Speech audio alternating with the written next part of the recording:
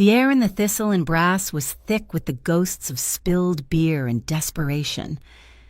It was a Tuesday night, the kind of damp, weary evening in Port Magellan, where the fog rolled in off the harbor and clung to everything, making the world feel small and suffocating. That feeling was currently concentrated in this back room, where the 20 or so tenants of the Garnet Lofts were gathered around sticky tables. Listening to a man in a suit 2 sizes too small explain why our lives were about to get more expensive. His name was Dorian Pike, and he had the kind of smile that never reached his eyes. He represented the new building management, a faceless entity called Kestrel Row Properties. The document he'd slid in front of each of us was a single sheet of cheap paper, an addendum to our leases demanding a mandatory security fee. The fee was exorbitant, a gut punch to people like me who were already counting pennies to make rent. I was a literature teaching assistant at the local community college, which was a nice way of saying I was professionally broke. My life was a patchwork of grading essays, tutoring and working late shifts at a food truck, all to keep my head above the perpetually rising tide of Port Magellan's cost of living. I watched as my neighbors, one by one, signed the paper, Mrs. Gable from 2B, a retired cannery worker whose hands shook with arthritis, scribbled her name with a sigh that seemed to deflate her whole body. The young couple from 3A, who always had music playing, signed in silence. Their shoulders slumped in defeat. They were all good people. Dock workers, nurses, artists, and they were all trapped. Pike's 2 associates, bulky men who looked like they'd been carved from concrete, stood by the door, their presence a silent, effective form of persuasion. They weren't just collecting signatures, they were harvesting compliance. When the clipboard reached my table, I pushed it back. No, I said. The word was quiet, but in the tense, resigned atmosphere of the room, it landed like a stone. Dorian Pike's smile widened, but it was a predator's baring of teeth. "I'm sorry, Miss Calder, I don't think I heard you correctly." I said no, I repeated, my voice a little stronger this time. I could feel the eyes of my neighbors on me, a mixture of fear and a desperate, flickering hope.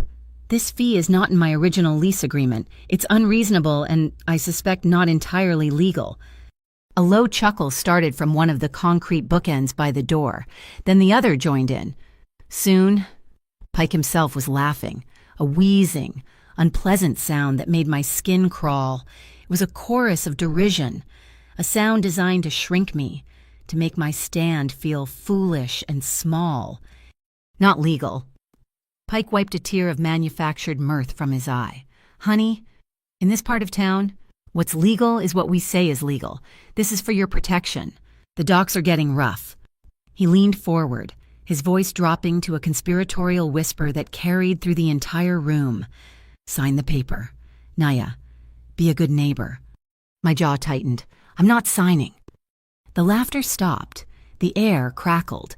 Pike's facade of oily charm dissolved, revealing the raw threat beneath. "You live in that little attic apartment, right? The one with all the books. It would be a shame if you had to find a new place to live on such short notice. An even bigger shame if some of your things disappeared during the move." Fear, cold and sharp, pricked at me. He was talking about my home, the only place that had ever felt safe. He was talking about my books, my father's old desk, the few precious things I had left. The injustice of it was a physical thing, a hot coal in my stomach. I opened my mouth to say something, anything, though I knew it was useless. But before I could speak, a sound cut through the tension. A soft, yet impossibly heavy, thud. From the dimmest corner of the room, a man I hadn't noticed before had moved forward. He was seated at a small table, a glass of amber liquid untouched before him. He wore a tailored charcoal suit that probably cost more than my car, and he moved with an unnerving stillness, as if the world arranged itself around him. He hadn't said a word, but he had just placed a gun on the table. It wasn't a modern polymer pistol. It was an M1911, a classic, its blued steel finish gleaming under the pub's low light. He didn't point it at anyone. He didn't brandish it. He simply set it down between his glass and the salt shaker, a gesture as casual as putting down a pen. It was a punctuation mark, a full stop. The entire room went silent. Even the buzzing of the faulty overhead lights seemed to hold its breath. Pike and his men froze, their smirks wiped clean from their faces. Every eye in the room was fixed on that piece of polished metal. It wasn't just a weapon.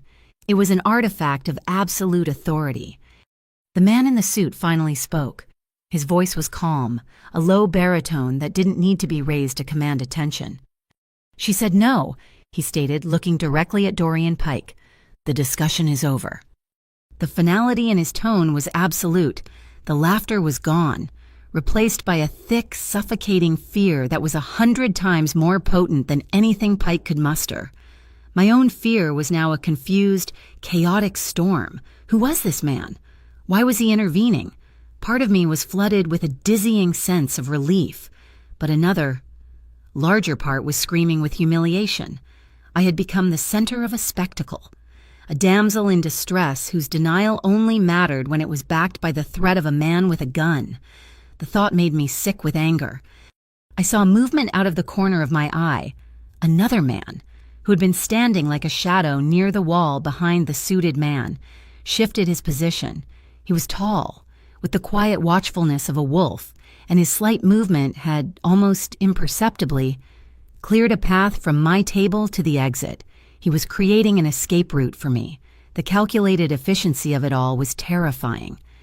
Dorian Pike swallowed hard, his Adam's apple bobbing in his throat. He was trying to project an authority he no longer possessed.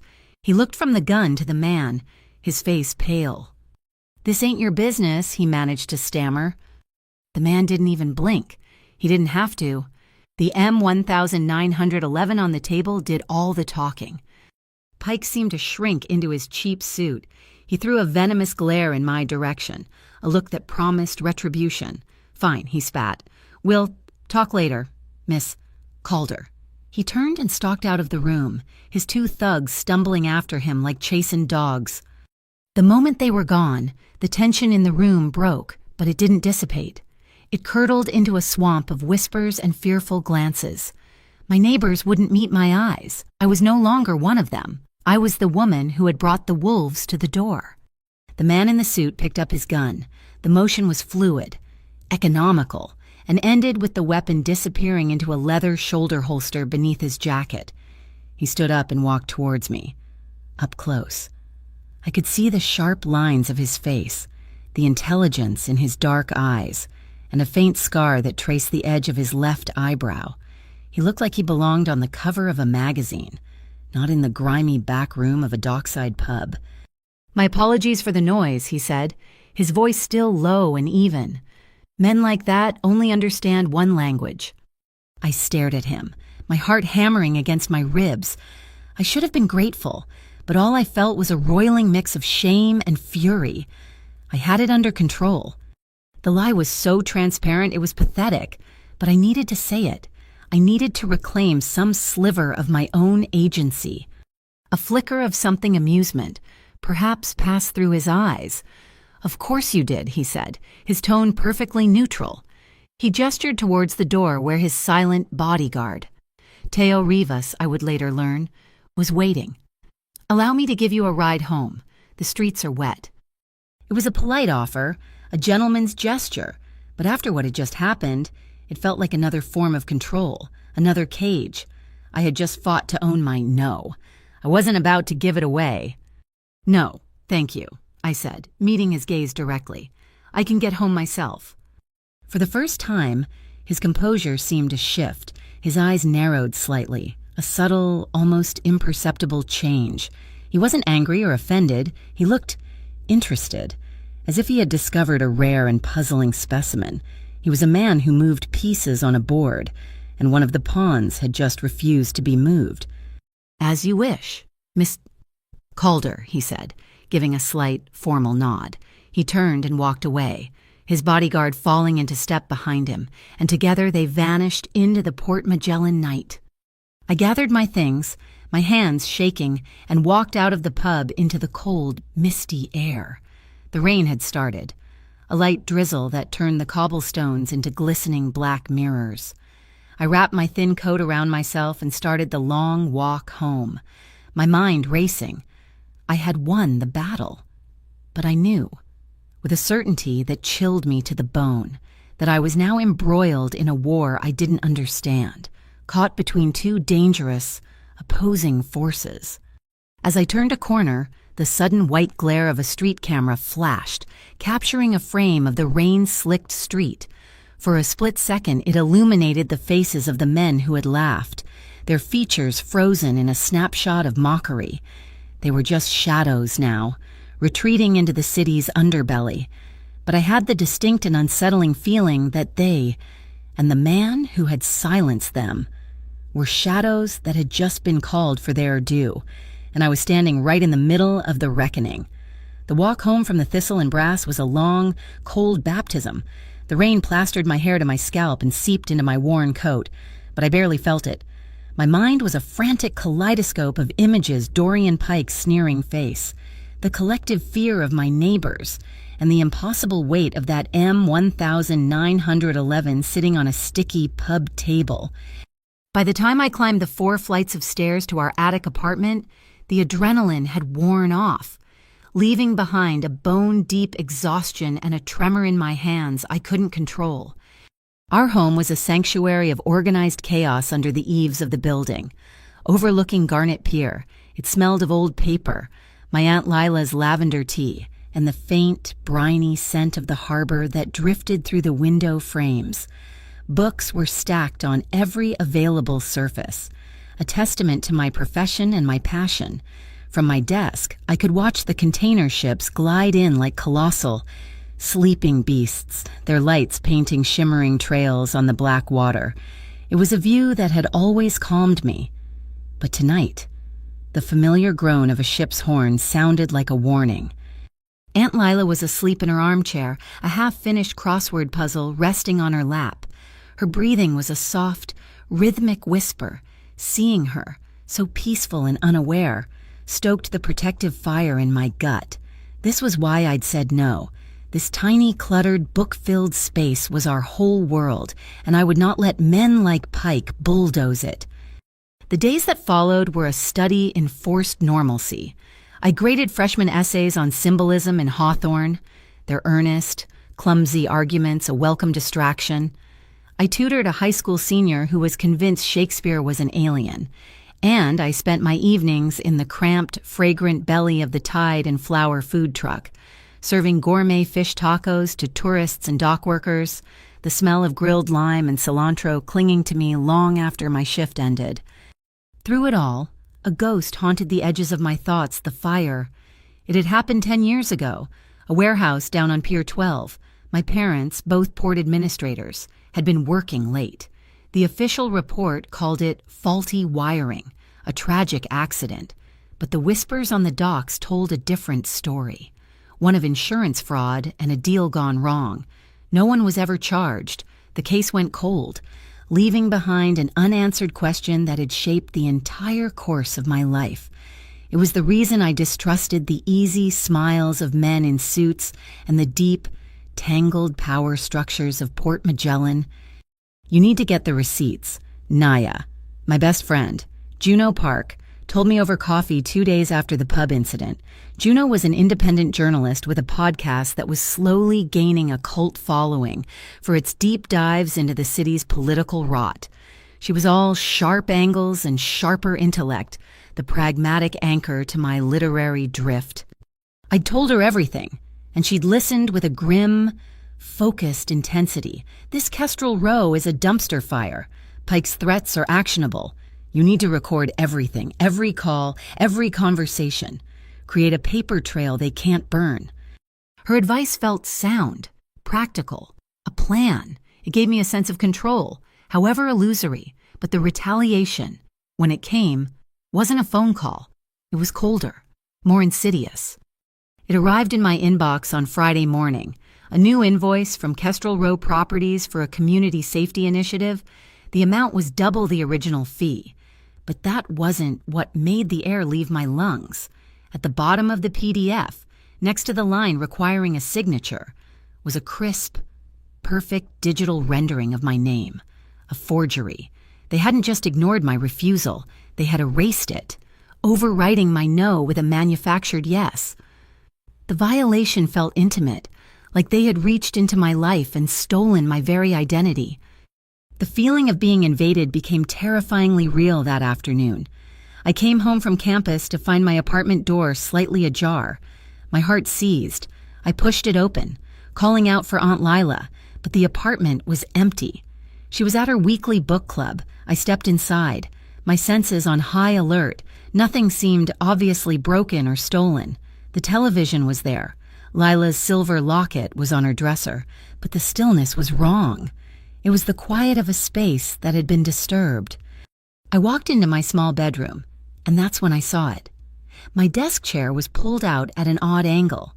A stack of books on the floor next to it had been knocked over, and on the desk itself, next to my laptop, was the one thing of real value I kept there, my father's old external hard drive.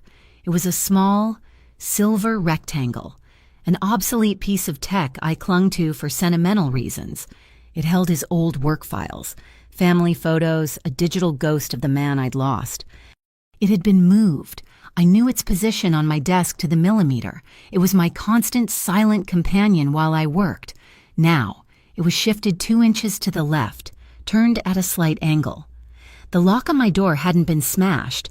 I checked it and found tiny, precise scratches around the keyhole. This was a professional entry, quiet and specific. They hadn't been looking for valuables. They had been looking for something on that drive. My hand started to shake again. I picked up my phone to call Juno, but a notification lit up the screen.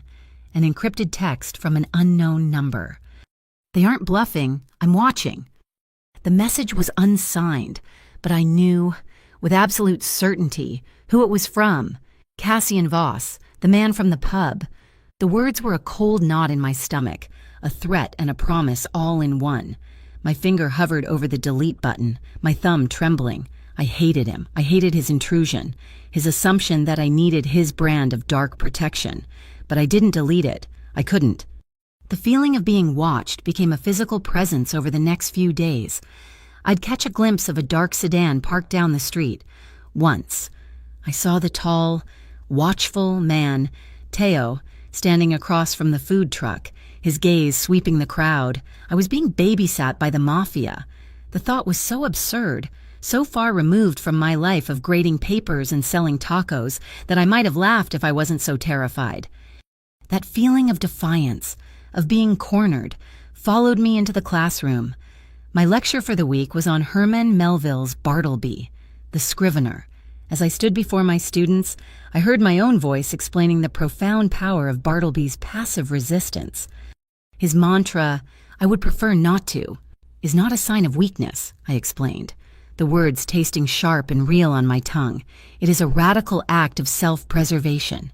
It is the quiet, unshakable refusal of a powerless individual to participate in a system he finds meaningless or unjust. He draws a line, not with a sword, but with a word. He's asserting that his own integrity is not for sale. I paused, my own situation pressing in on me, making it hard to breathe. I was Bartleby. They were demanding I sign, that I comply, and my entire being was screaming. I would prefer not to. The real blow came that night. Aunt Lila was quiet during dinner, picking at her food. Finally, she looked at me, her eyes filled with a pain that tore at my heart. "Naya, there's something I have to tell you," she began, her voice barely a whisper. "The roof was leaking last spring. Badly. I didn't want to worry you." She explained that a group called the Port Redevelopment Council had offered her a low-interest loan to get it fixed. They were kind, helpful, and the paperwork seemed straightforward.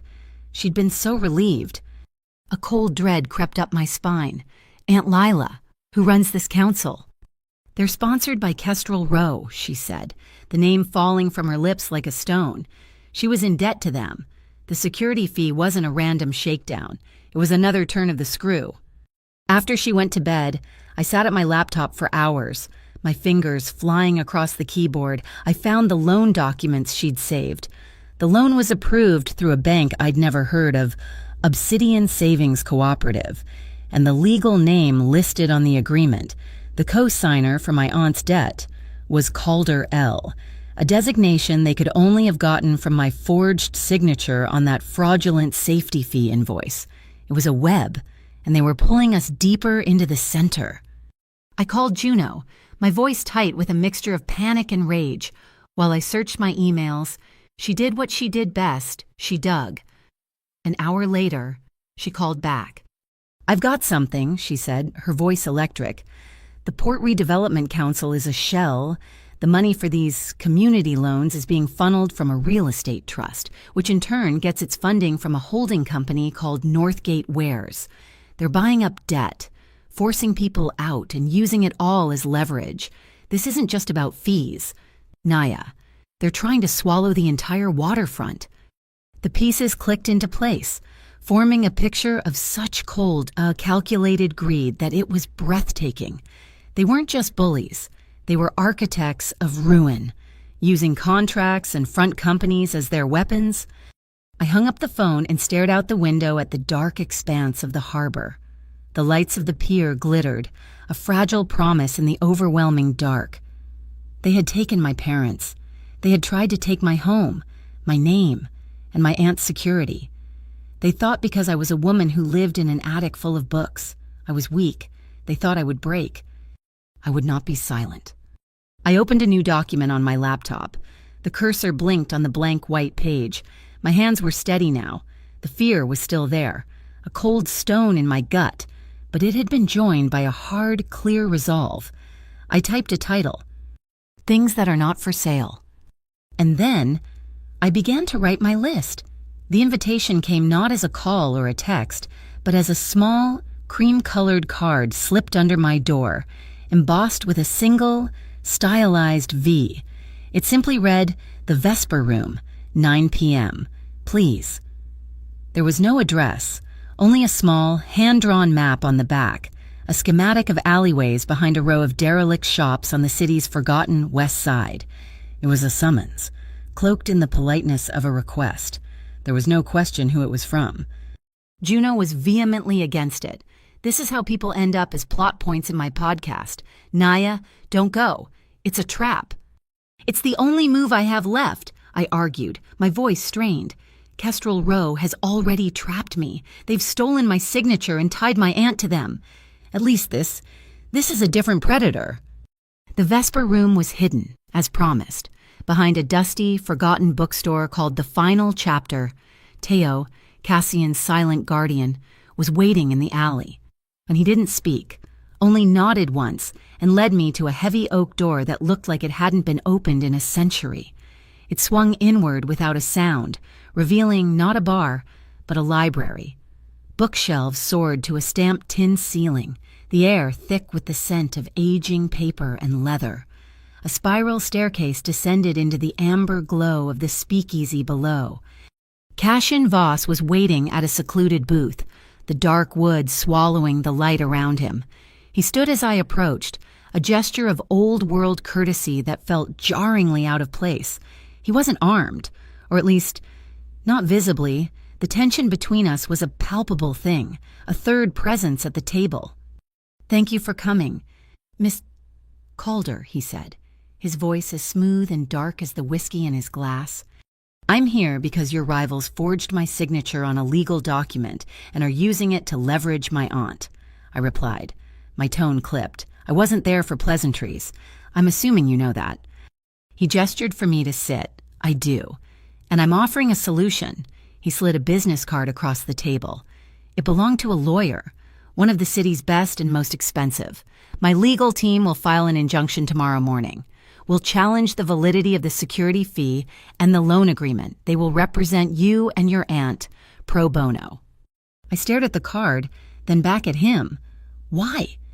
Kestrel Row is a cancer, and their leader, Dorian Pike, is a particularly aggressive tumor, he said, his voice devoid of emotion. My organization, the Voss Syndicate, is in a period of transition.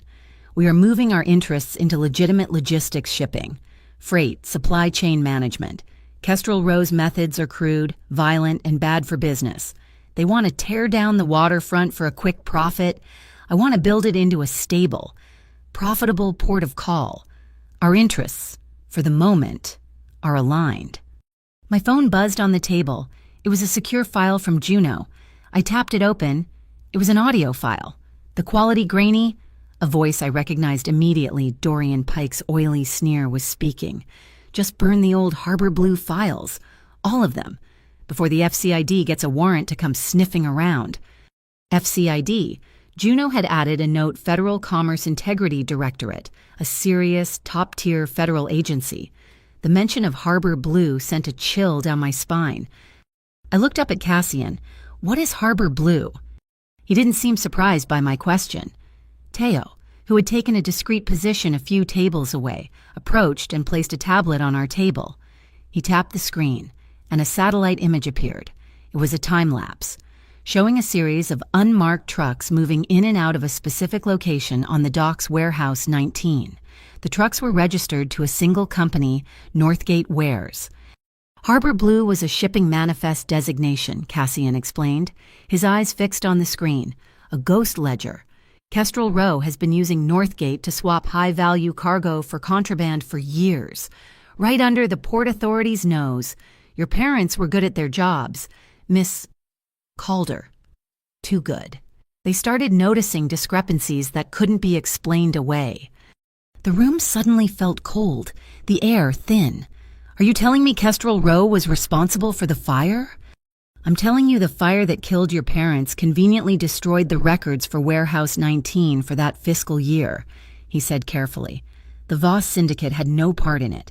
It was not our territory, and it was not our way. We have rules. I laughed, a bitter, humorless sound. Rules you put a gun on a table to win an argument. And yet, no one was harmed, he countered, his gaze steady. Pike would have had you thrown into the street. There is a difference between the threat of force to establish order and the use of violence for personal gain. That is the boundary. Kestrel Row doesn't have one. He leaned forward slightly. I'm still a criminal. Miss Calder. I won't lie to you about that. But my survival, and the future of my organization, depends on a city that functions. Pike's greed will burn the entire port to the ground, and I will not allow that to happen.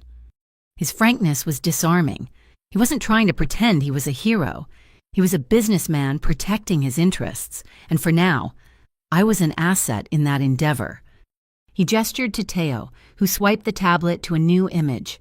It was a photograph of a graffiti mural on a wall in Tanglewood Heights, a neglected neighborhood overlooking the industrial district.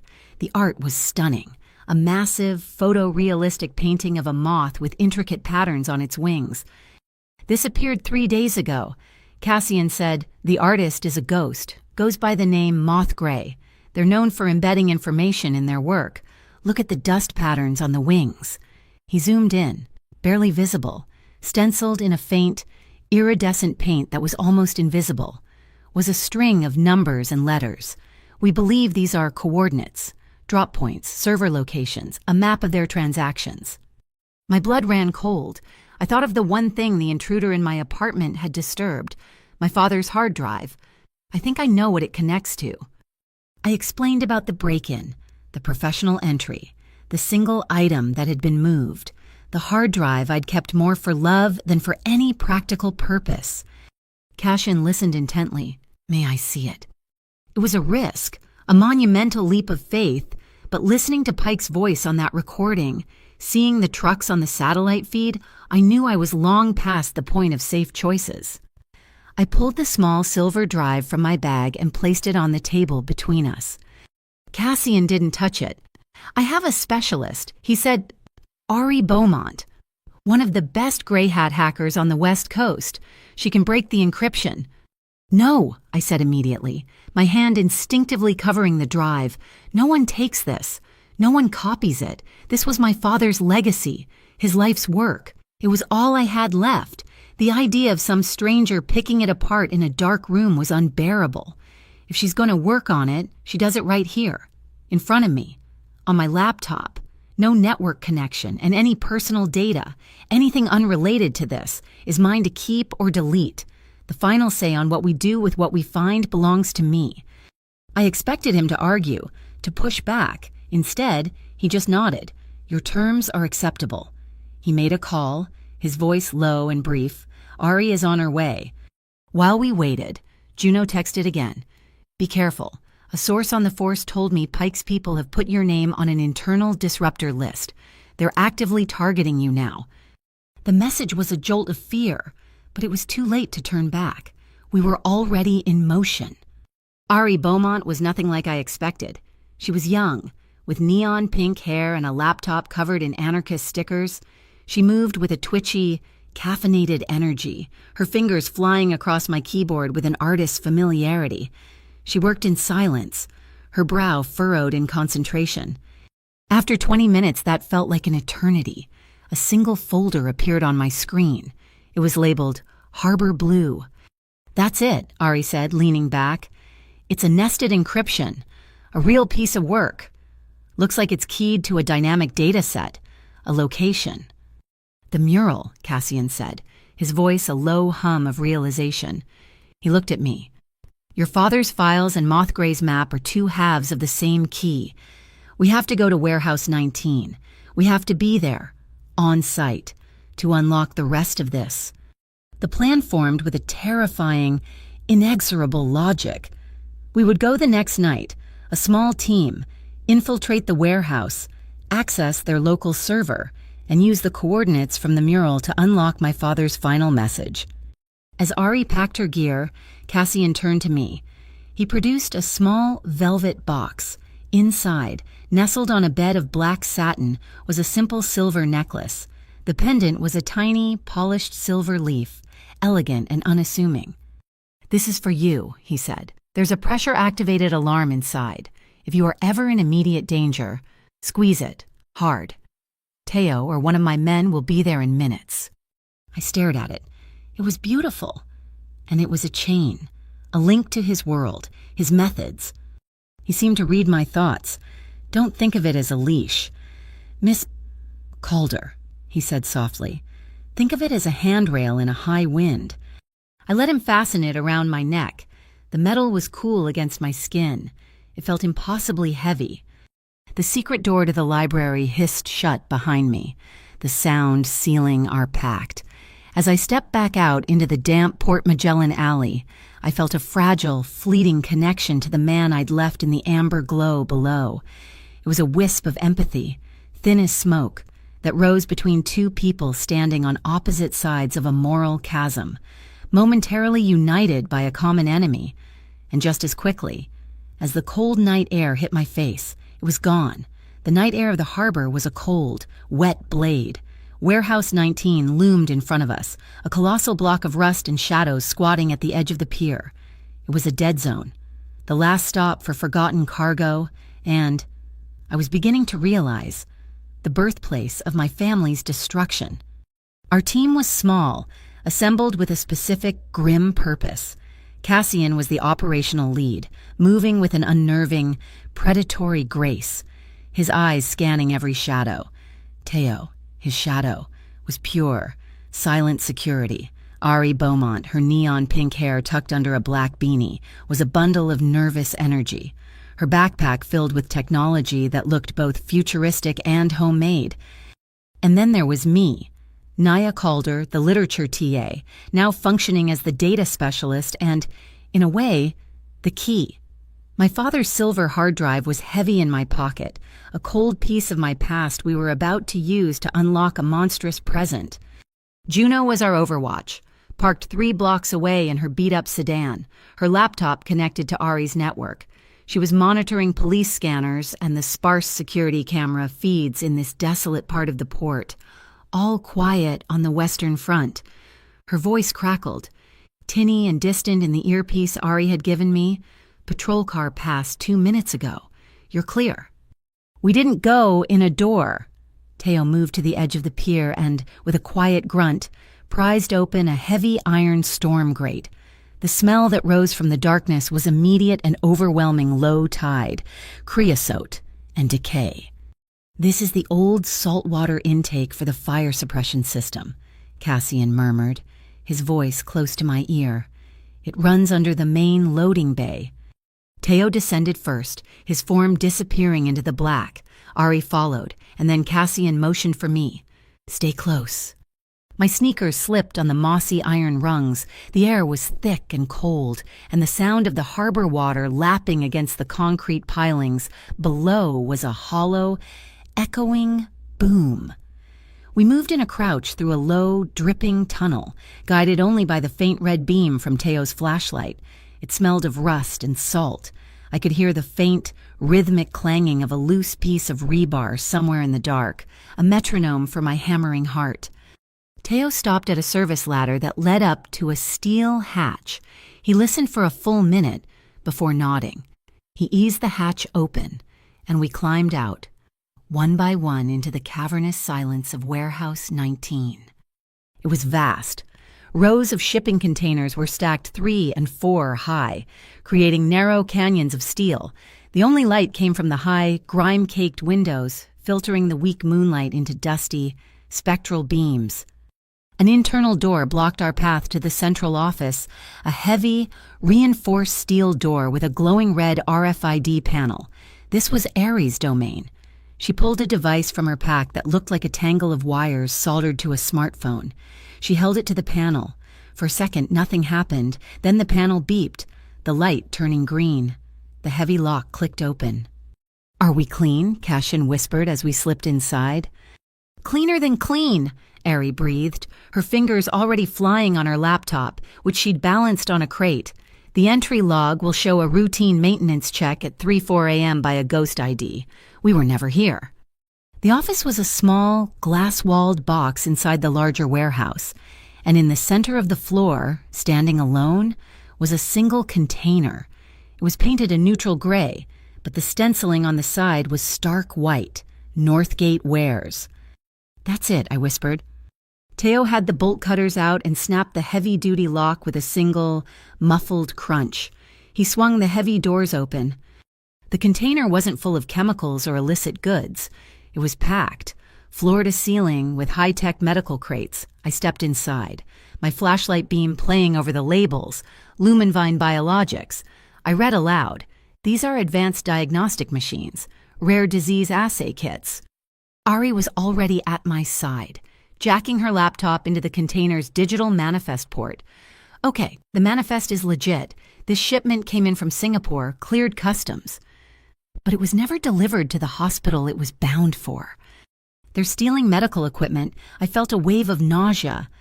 "Worse," Ari said, her face illuminated in the blue glow of her screen. She pulled up another file. "This is the outgoing manifest for this container's slot. It's been rerouted. The contents are listed as humanitarian aid, water purification kits. But look at the shipping ledger."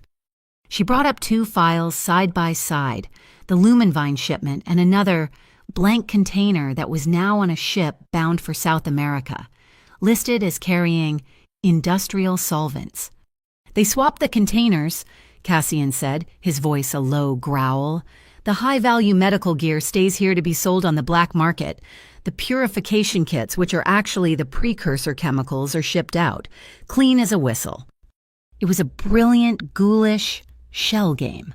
But the final piece, the one that made my blood run cold, was at the bottom of the screen. The digital signature that had authorized the swap. The electronic handoff that made the entire scheme legitimate in the port system. Calderell. It was my name, my forged signature. They hadn't just broken into my apartment to find my father's drive. They'd broken in to see if I had it, to see if I was a threat. They were using my stolen identity, my good name, to make me a phantom accomplice in their operation. My hand instinctively went to the necklace Cassian had given me, my fingers tightening around the silver leaf. Just then, Ari's laptop emitted a low, urgent chime. Not an alarm, but an alert. "Movement," she hissed. Kestrel Patrol, they're early. They're at the south entrance. 5 minutes, maybe less. Teo was already moving, not back to the tunnel, but to a cargo scaffold against the far wall. He unhooked a heavy rope coil. It was our emergency exit. Naya? Cassian's voice was calm, but sharp with urgency. He wasn't giving an order.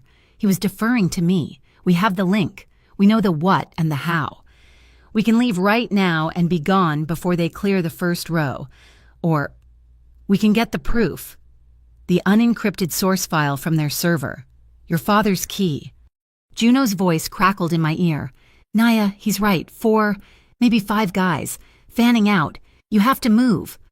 My heart was a fist in my throat. I thought of the stolen medical kits, meant for sick people, for children. I thought of my father's name, and my own, being used to cover this filth. I thought of the fire. We get the proof, I said, my voice shaking but firm. Ari, Cassian commanded? Ari was already at the office mainframe. She plugged my father's hard drive into her laptop, and her laptop into their server. Okay. Naya, the mural coordinates. I recited the string of numbers and letters from Mothgray's art. Ari typed them in. It's a key. It's unlocking the Harbor Blue partition. On the screen, my father's encrypted files blossomed, interfacing with the warehouse server. A torrent of data began to flow, ledgers, bank transfers, routing numbers. Got it, Ari yelled, yanking the drives. I'm cloning their whole server, and I left a little digital tag behind, just in case. While she worked, I used my phone, my hands finally steady, taking rapid photos of the manifests, the container, the Lumenvine labels. Proof. They're here, Teo said, his voice flat. And then, from a metal mezzanine above us came the sound of slow, rhythmic clapping. We froze. My flashlight beam shot up, finding him. Dorian Pike. He was leaning on the railing, a genuinely amused smile on his face. He wasn't in his cheap suit tonight. He was in cargo pants and a work jacket, a king in his grubby castle. Bravo, he called down, his voice echoing in the vast space. What a performance! The literature teacher, the ghost king of the port, and the cyberpunk. You should have just asked for a tour. Miss Calder, I'd have been happy to show you the family business. Cassian moved instantly, shoving me behind his body. He was a solid wall of muscle and tailored wool. Pike. Pike sneered. Voss, you're supposed to be legitimate now. This is beneath you. Isn't it slumming it with the bottom feeders?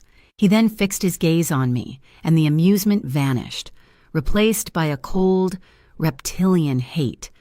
You're just like your old man. You know that couldn't leave well enough alone, always digging into things that didn't concern him. What did you do to him? I yelled, my voice cracking. Pike laughed, a harsh, ugly sound. He loved his little Harbor Blue protocols. Didn't he thought he was so smart, creating a ghost ledger they couldn't trace? He shook his head in mock pity. He never understood the script. He never understood the last act. What script? Cassian's voice was dangerously low. The one where the warehouse burns down, Pike shouted, his voice suddenly manic. The one where the nosy little administrator and his wife burn with it. The one where all the records vanish. It was a good script. He punctuated the sentence by kicking a stack of metal gas canisters near his feet. One of them, a tall acetylene tank, toppled over. It crashed against the steel railing, and a shower of bright white sparks erupted from a frayed electrical conduit nearby. The hissing sound was the only warning. Down, Cassian roared. He didn't push me. He grabbed the front of my jacket and threw us both sideways, tucking my head under his chin as we crashed onto the concrete floor. A blinding whoosh of blue and orange flame erupted from the mezzanine, a deflagration that wasn't a true explosion, but was hot enough to feel like a physical blow. The heat was instantaneous and searing, and the sound was a deafening roar. Now Goteo was already at the scaffold, holding the rope. Ari scrambled up. Cassian was on his feet, Alarn hauling me up with one arm. Move, Naya, go. He shoved me toward the scaffold ladder. Teo grabbed my hand and pulled me up. Cassian was right behind me. We climbed into the rafters. ran along a catwalk, and dropped down through a roof access hatch onto a lower adjoining roof. We didn't stop running until we were 3 blocks away, tumbling into the back of Juno's waiting sedan. She sped off, her tires squealing on the wet asphalt. I leaned back against the seat, my lungs heaving, pulling in the blessed, cold night air. But underneath the smell of the sea, another scent clung to me. Scorched paint, burning chemicals, burning plastic. It was the smell from my nightmares, the smell that had haunted me for 10 years, the smell of the fire that had taken my parents. Pike's laughter was still echoing in my head. This wasn't about a fee anymore. It wasn't about a signature. It was a reckoning. This was the promise my father died for, and it was the one I would live to finish. Juno drove, her knuckles white on the steering wheel, her eyes darting between the road and the rearview mirror. Ori was a silent, vibrating ball of tension in the passenger seat. Her laptop clutched to her chest. I was in the back, beside Cassian. Teo's black sedan followed us like a hearse, a constant, dark shadow. I couldn't get the smell out of my nose. Scorched paint, melted plastic, and something else. Something acrid and chemical that clung to my hair and my coat. It was the smell of my nightmares, the sensory ghost that had haunted me for a decade. And now, thanks to Dorian Pike, it was real again. We didn't go to my apartment. We didn't go to the Vesper room. Juno drove for 30 minutes, taking a baffling series of turns, until she pulled into the subterranean garage of a sterile, anonymous glass high-rise.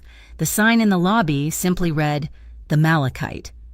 The safe house was a corner apartment on the 30th floor, a world of beige carpets, generic art, and floor-to-ceiling windows that looked out over a city I no longer recognized. It was clean, cold, and utterly impersonal. Juno and Ari immediately gravitated to the dining room table, setting up a digital command center, their muttered techno-jargon a low, anxious hum. Teo took up a position by the door, a silent sentinel. Cassian stood at the window, his back to me, looking down at the glittering sprawl of Port Magellan. The adrenaline from the escape was draining away, leaving a raw, hollow space inside me. It was in that space that Pike's words began to echo, the one where the warehouse burns down, the one where the nosy little administrator and his wife burn with it. He laughed, I said, my voice barely a whisper. The words stopped Cassian. He turned, his face an unreadable mask in the dim light. He laughed about it. He called it a good script. He said he said they burned. My hands were shaking, and I balled them into fists. You knew it was him.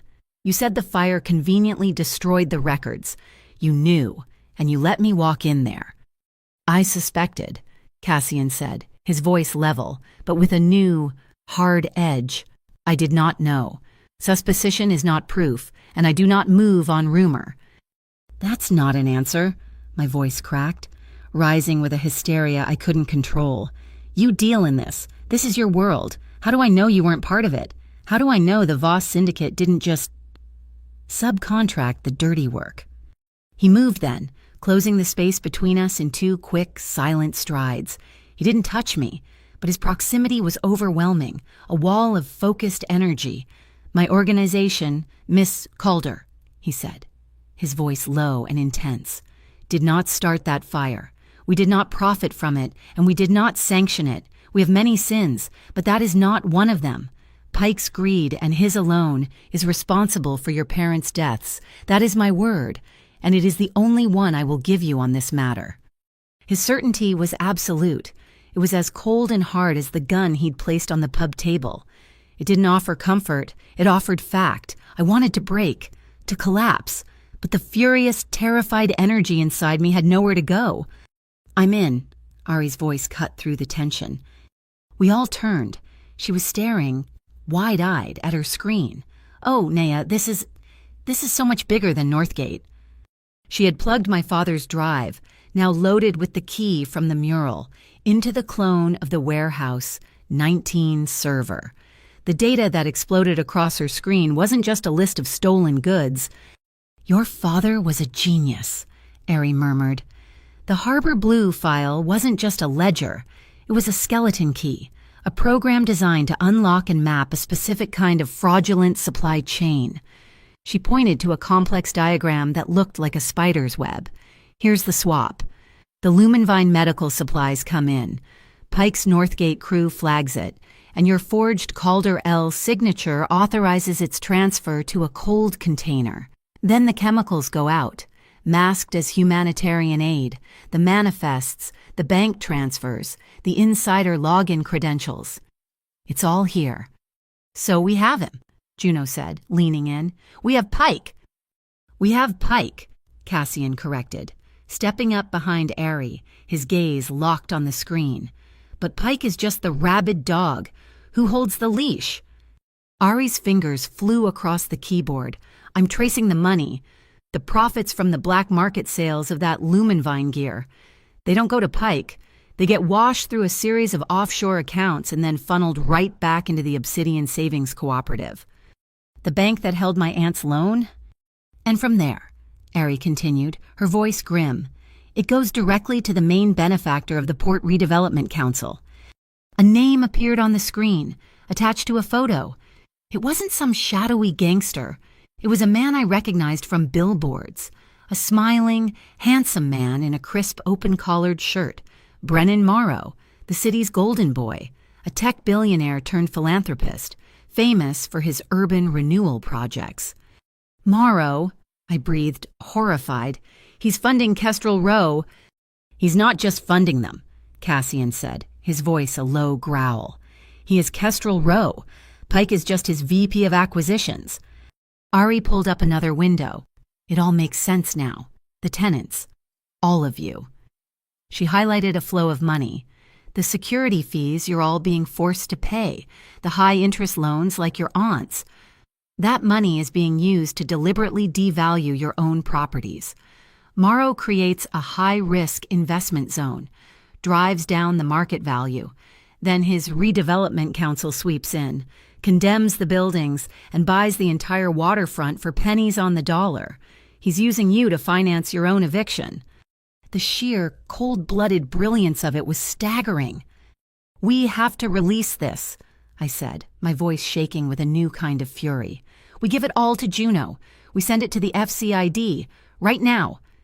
No, Cassian said, so sharply it made me jump. You do that, and Morrow cuts Pike loose. He'll claim he was the victim of a rogue employee. Pike, or one of his men, will take the fall for the warehouse swap. Morrow's lawyers will bury the financial connection in litigation for a decade. The original Harbor Blue files will be dismissed as the ramblings of a dead man. And all the evidence we just copied, it will be inadmissible. Fruit of a poisonous tree, you will have shown your hand, and he will have sacrificed a pawn to save his king. He's right, Juno said, her face pale. We can't just leak it. A leak can be plugged. This has to be a public detonation. We have to force a public reckoning. Her eyes lit up. The City Port Authority Commission. They have oversight of all harbor operations, including Morrow's redevelopment contracts. We petition for an emergency public hearing, we get on the docket, and I live stream the entire thing.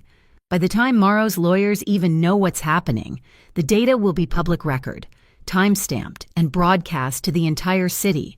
They can't burn the evidence if everyone has a copy. A plan. It was a terrifying, audacious plan. Cassian nodded slowly. That could work, but it gives them a window. The second we file for that hearing, we are officially on his clock. Morrow will move from intimidation to elimination. He turned his gaze on me. It was hard, uncompromising, which brings me to my condition. From this moment until that hearing is over, you do not leave Teo's sight. You don't go to the kitchen. You don't go to the bathroom. You don't go anywhere without him. They tried to burn you alive tonight. Naya, next time, they won't be so theatrical. I am not your prisoner, I shot back, the old defiance flaring. I hated this. I hated being handled, protected, managed. It is not a cage, he said, his voice flat. It's a shield. You are the one who has to present this. Naya, You are the only one who can connect your father's files to Pike's actions. You are now the single most valuable and the single most endangered person in this city. You will accept the protection, or this alliance is over." I stared at him, my heart hammering. I hated that he was right. I hated the loss of my own agency, but I hated Brennan Morrow more. Fine. The next few days were a blur. While Juno worked her connections to force the hearing and Ari built a bulletproof, user-friendly presentation of the data, I became Teo's student. He was a man of profound and terrifying economy. He taught me not how to fight, but how to see. "You walk into a room, you don't look at the people," he said, his voice a gravelly murmur. As we stood in the safe house lobby, you look at the exits.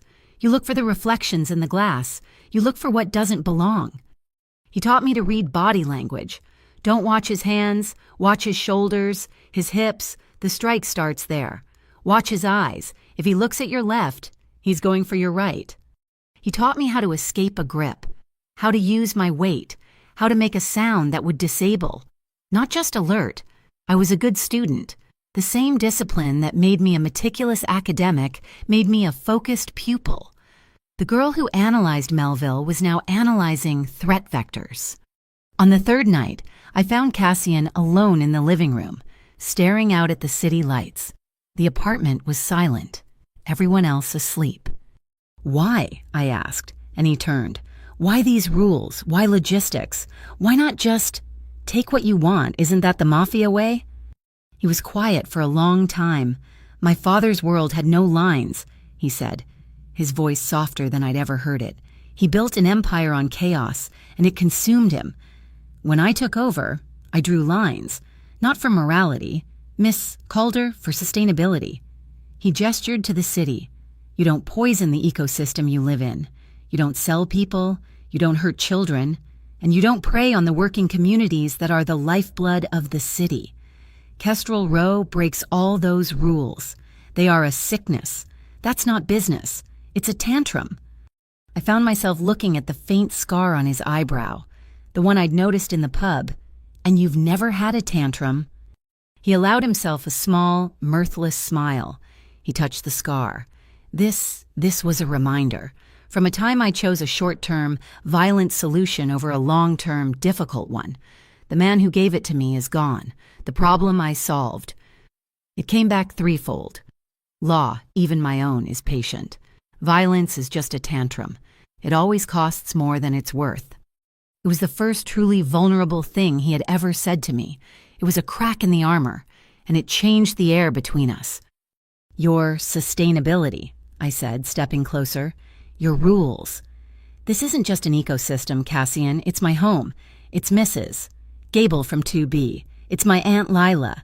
If we do this, if we win, I need your word that you're not just replacing one predator with another. I need you to be decent to us, the waterfront, not just to me." He watched me, his gaze intense, searching. He saw the line I was drawing. He walked to the small desk in the corner, picked up a piece of malachite stationery and a pen. He wrote for a moment, his handwriting a strong, clean script. He held it out to me. "The Voss Syndicate will not pursue any claim or holding on the Garnet Lofts or associated residential properties. We will fund the legal trust to restore the tenants' leases to their original standing. We will protect the waterfront." He had signed it. Cassian Voss. I took the paper. The weight of it was immense. I went to my bag, where I had carefully placed my father's silver hard drive. I folded the heavy cream paper and put it in the case, right next to the drive. One man's legacy, the other man's promise. For the first time, standing in that sterile room high above the city, I felt like I might actually be able to trust one of them. The night before we were to file for the public hearing was the loudest kind of quiet. The safe house, for all its sterile security, felt like a pressure cooker. Juno and Ari were asleep, exhausted from wargaming every possible digital attack Brennan Morrow could launch. Teo was a statue in the hallway, but sleep was a country I couldn't find on any map. Every time I closed my eyes, I saw the flash of blue-orange flame from the warehouse. A soft knock came at my door. It was Cassian. He didn't speak, just held out a long, dark coat. My coat, an invitation. "Where are we going?" I whispered, my voice hoarse. "Someplace quiet." He said, "Someplace with a better view." We drove through the sleeping city, the rain beginning to fall, tracing silver paths down the windows of his sedan. He took me back to the final chapter, the shuttered bookstore that hid his world, but instead of leading me down the spiral staircase to the speakeasy, he led me up.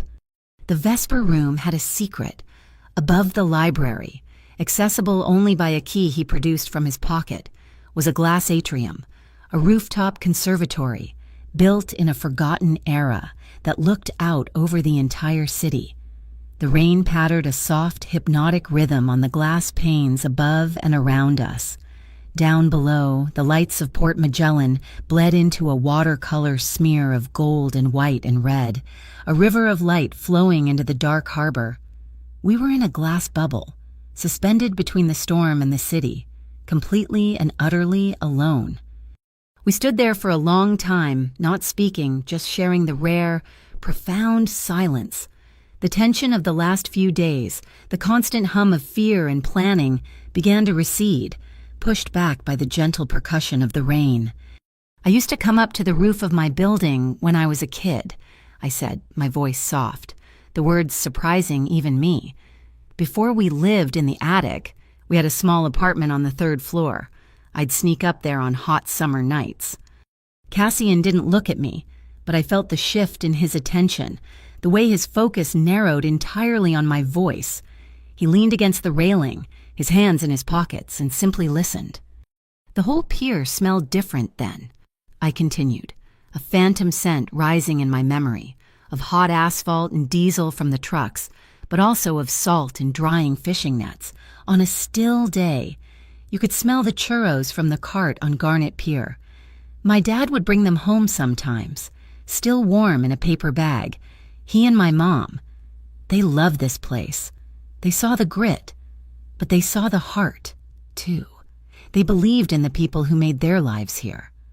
I was telling him about the ghosts I truly carried, not the specters of a fiery death, but the vibrant, laughing ghosts of a happy childhood. I was sharing the pieces of myself that had nothing to do with Kestrel Row or the Voss Syndicate, the small, precious memories that were mine alone. I had never told anyone these things, not even Juno. They felt too fragile, too easily broken by the harshness of the world. When I finished, the silence that returned was different. It was warmer, filled with the unspoken weight of my past. Cassian's stillness was no longer the unnerving calm of a predator, but the deep, respectful quiet of a confidant. In a world where everyone wanted something from me, my signature, my compliance, my father's data, he was giving me something instead. He was giving me the space to be heard. That simple act of restraint was what finally broke through my defenses. It was more intimate than any touch could have been, and it made me want to touch him. I reached out, my fingers hesitating for a fraction of a second before I took his hand. His skin was warm, his grip surprisingly gentle as his fingers closed around mine. It was a simple connection, but it felt momentous, a current of warmth passing between us in the cold, rain-streaked room. My choice. He looked down at our joined hands, then met my eyes. His gaze was dark and serious. "I will not take your choices from you.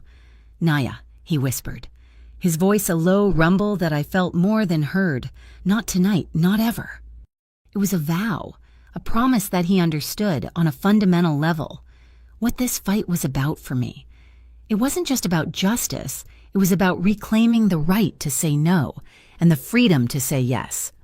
He didn't let go of my hand. Instead, he drew me gently away from the glass, into the center of the empty room. There, with no music but the drumming of the rain on the roof, we began to dance. It was slow, tentative at first. I rested my free hand on his shoulder, feeling the solid muscle beneath the fine wool of his suit. He placed his hand on the small of my back, a gesture of guidance, not control. His movements were fluid and sure, leading me in a silent rhythm that seemed to match the pulse of the storm outside. The world narrowed to the circle of his arms, the scent of his cologne sandalwood and something clean, like fresh linen, and the steady look in his eyes. The hard edges of the crime boss, the strategist, the man with the gun, all seemed to soften and blur, leaving only Cassian. He lowered his head, and I lifted mine. The kiss was as natural and inevitable as the rain. It wasn't hungry or demanding. It was a slow, deep exploration, a question and an answer all at once. I felt the warmth of his lips, the softest whisper of a sigh that passed between us. My heart, which had been a frantic drum for days, slowed to a heavy, resonant beat. His hand moved from my back to the nape of my neck, his thumb stroking my skin, sending a shiver of pure, unadulterated feeling through me. I felt the steady, powerful rhythm of his heart against my palm where it rested on his chest. It was the most honest thing I had felt in years. I wanted to be closer, to feel more of that solid, grounding presence. I curled my fingers, my knuckles pressing lightly into the fabric of his vest. A silent signal. He understood. He broke the kiss, but only by an inch. His forehead rested against mine, his breathing as unsteady as my own. He searched my eyes, a silent question in their dark depths. There was no assumption, no ownership. He was asking permission. I gave him my answer. I nodded, a small, almost imperceptible movement, and then I tightened my grip on his hand and gently pulled him with me toward a long, velvet chaise lounge tucked into a darker corner of the atrium. We sank onto the plush fabric together, a tangle of limbs and soft sighs. Our clothes remained on, a forgotten barrier. This wasn't about that. It was about the desperate, profound need for comfort, for a safe harbor in the middle of a war. His kisses became more insistent then, trailing from my lips to my jaw, my throat, as my hands explored the breadth of his shoulders, the strong column of his neck. I felt the weight of him, solid and real, a welcome anchor in the chaos of my life. I clung to him, not as a victim being saved, but as an equal partner finding strength in another.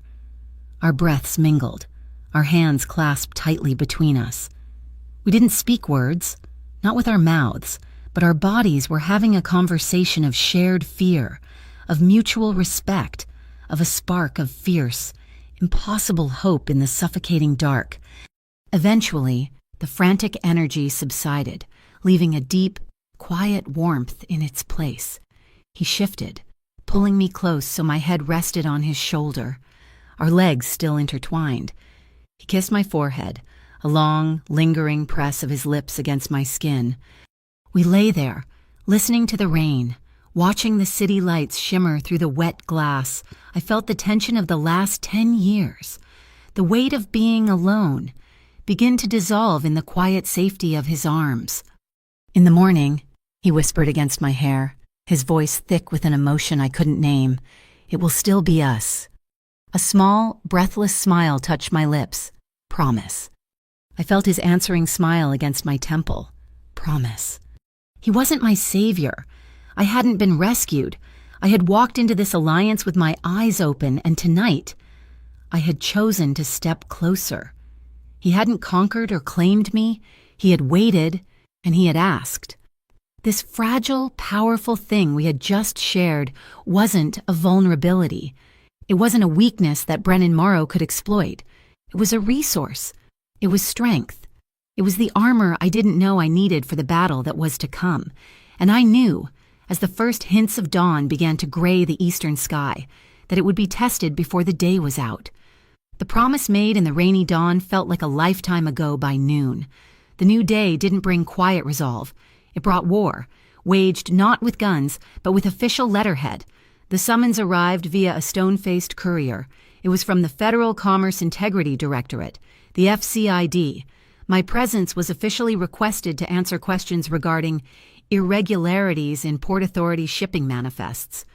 The centerpiece of their inquiry, highlighted in bold, was the digital signature Calder L. Brennan Morrow wasn't just coming for me in the shadows anymore. He was using the full, crushing weight of the federal government to drag me into the light. It was a brilliant trap. If I refused, I was obstructing a federal investigation. If I went, I would be walking into a room of agents he had undoubtedly compromised, where my every word could be twisted into a confession. "He's flushing you out," Cassian said, his voice a flat, cold line of analysis. We were gathered around the dining table at the Malachite, the official letter lying between us like a dead thing. "He wants you on his territory. On the record, isolated." "So I don't go," I said, my heart a frantic bird in my chest. "No," Cassian countered, his eyes locking with mine. "You go. But you don't go alone." He looked at Ari. "The bait. Is it ready?" Ari nodded, a grim smile on her face. "Oh, it's a work of art." She held up a slim, innocuous-looking thumb drive. "This is a keylogger, but a smart one.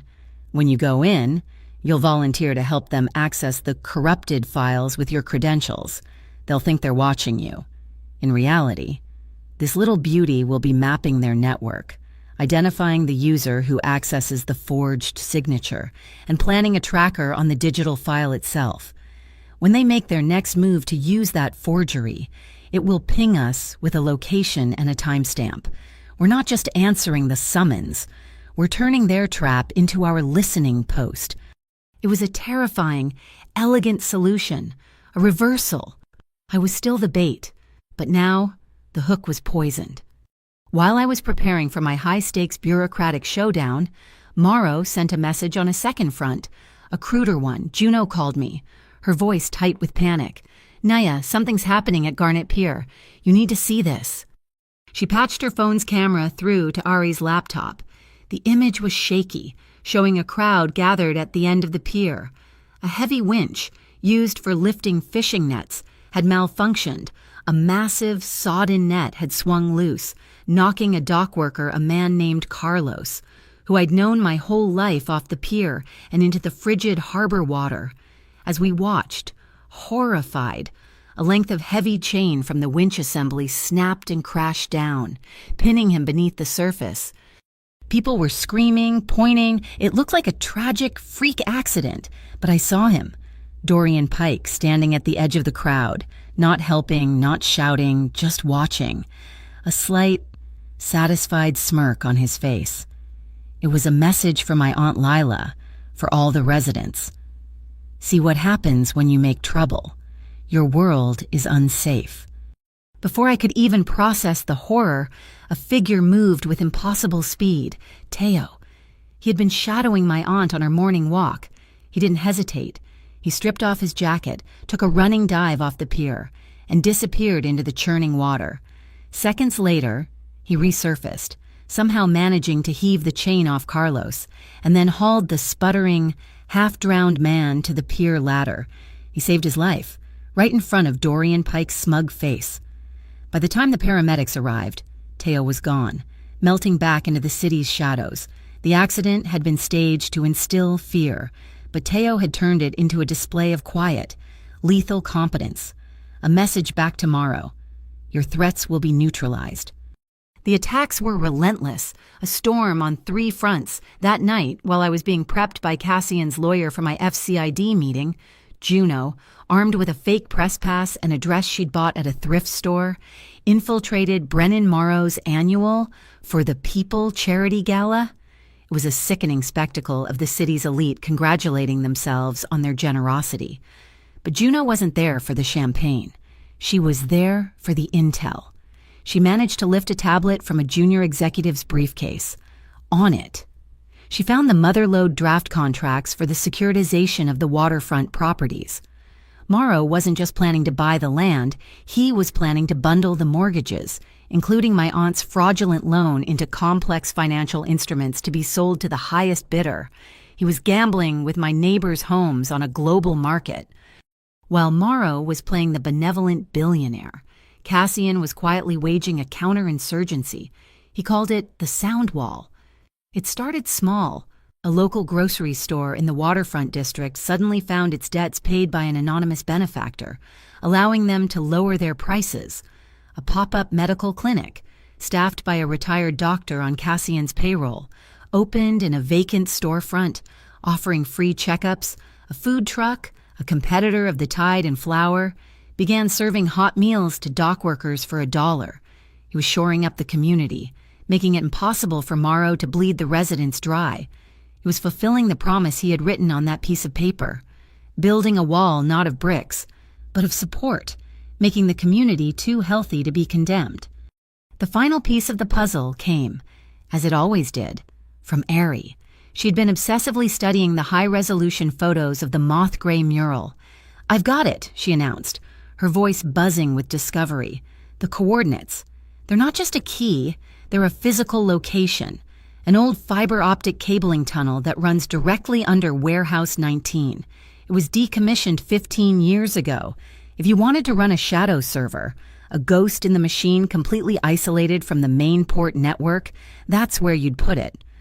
We knew what we had to do. We had to go back. The entrance to the tunnel was a manhole in a weed-choked alley a quarter-mile from the warehouse. This time, I was different. The raw, reactive fear had been replaced by a cold, sharp focus. Teo's lessons echoed in my mind.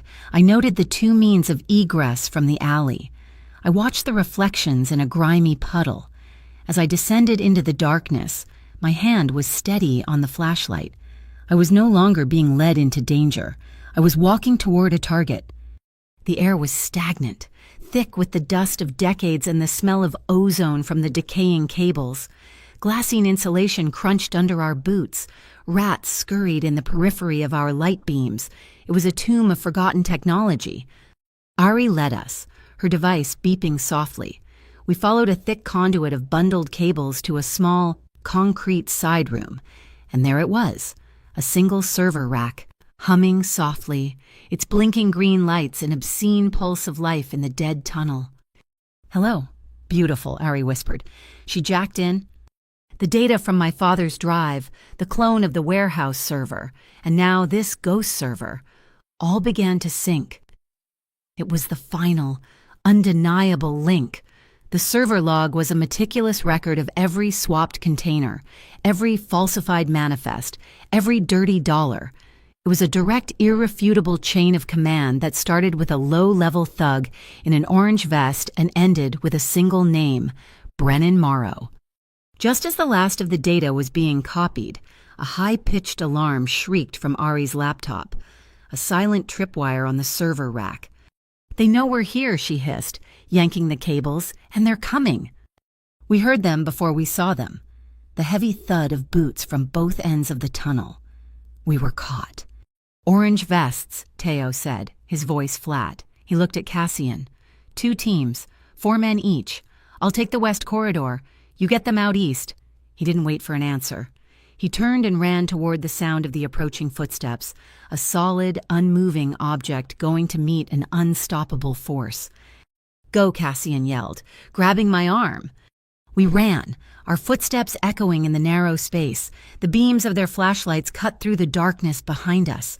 I could hear the sounds of the fight, short, brutal grunts, the sickening thud of fists on flesh, Teo holding the line.